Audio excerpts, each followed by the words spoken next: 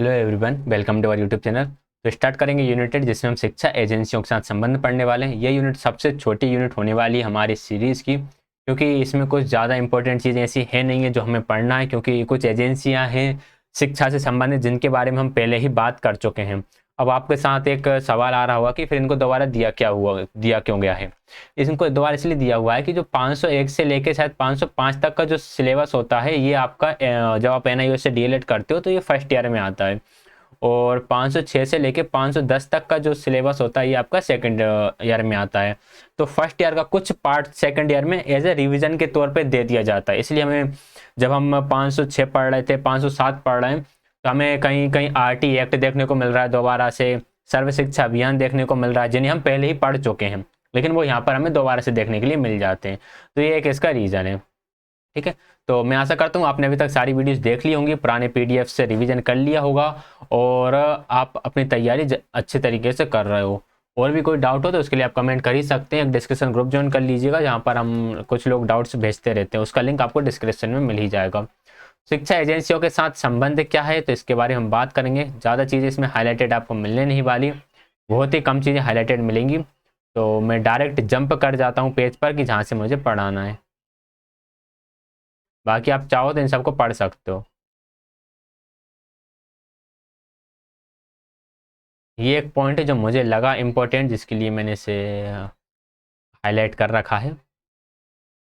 अध्यापक शिक्षा के लिए राष्ट्रीय शिक्षा परिषद NCTE किसके लिए है? ये है टीचर की एजुकेशन के लिए या टीचर्स की ट्रेनिंग के लिए। 1973 में केंद्रीय एवं राज्य सरकारों के लिए अध्यापक शिक्षा से संबंधित सभी मुद्दों पर एक सलाहकार निकाय के रूप में नियुक्त किया गया था। 1986 में सूत्रबद्ध राष्ट्रीय शिक्षा नीति के अंतर्गत 17 अगस्त 1995, ये पॉइंट इंपॉर्टेंट है, 17 अगस्त 1995 को NCTE का गठन किया गया। याद रखिएगा, NCTE किससे रिलेटेड है? टीचर्स की एजुकेशन से रिलेटेड है। NCTE का गठन कब किया गया? 1995 को किया गया है। NCTE की भूमिका क्या है? NCTE की भूमिका के बारे में बात करें, अध्यापक शिक्षा प्रणाली का नियोजित एवं समन्वित विकास करने के माध्यम से, अध्यापिका का नियोजित यानी कि एक प्लानिंग वे में और एक समन्वित विकास करने के मामले में किस किस तरह से ये काम कर रहा होता है। अंतः सेवी प्रशिक्षण कार्यक्रमों की पाठ्यचर्या योजना तैयार करना कि किस किस तरह का प्रशिक्षण देना है, उसकी एक तरह से उसका करिकुलम डिजाइन करना, उसका सिलेबस डिजाइन करना, कार्यक्रमों का निरीक्षण करना, ऑब्जर्वेशन करना, उनको चेक करना, अध्यापक शिक्षा में नवीन पहलों को करना। नवीन पहलों का मतलब कि उसमें इनोवेशन करना, कुछ नयापन उसमें लगाना, नवाचार को बढ़ाना। आगे आएगा इसमें, अध्यापक शिक्षा प्रणाली में नियमों एवं मानकों का नियंत्रण और उचित रखरखाव, व्यक्तियों और विद्यालयों में पूर्व प्राथमिक, प्राथमिक, माध्यमिक एवं उच्चतर माध्यमिक स्तरों पर पढ़ाने के लिए उन्हें सुसज्जित करने के लिए शोध एवं प्रशिक्षण, तथा गैर औपचारिक शिक्षा, अंशकालिक शिक्षा, वैश्विक शिक्षा, दूरस्थ शिक्षा, इन सबों को काम करना। ये सारा काम किसका हो गया? NCTE का हो गया। National commission for protection of child rights, ये कब आया था? मार्च 2007 में आया था, ये आप याद रख सकते हैं। एंड जो NCPCR है, national commission for protection of child right, इसके बारे में हालांकि पहले पढ़ चुके हैं।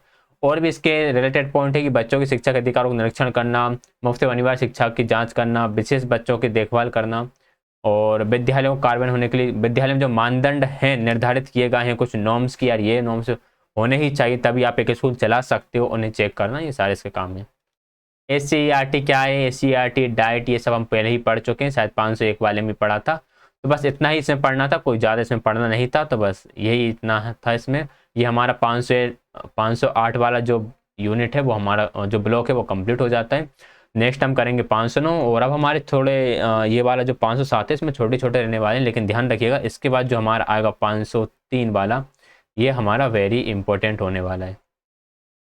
वेरी इंपॉर्टेंट यानी कि बहुत ही ज़्यादा इंपॉर्टेंट है। जब मैं इसे कराऊंगा तब आपको पता चलेगा कि ये कितना इंपॉर्टेंट है। तो वीडियो पसंद आए वीडियो को लाइक शेयर, चैनल सब्सक्राइब कर दीजिए। कोई भी डाउट हो तो उसके लिए आप कमेंट कर सकते हैं, डिस्कशन ग्रुप ज्वाइन कर लीजिए, वहाँ पर भी अपने डाउट्स सेंड कर सकते हो। क्लास ज्वाइन करने के लिए आप सभी को बहुत बहुत धन्यवाद।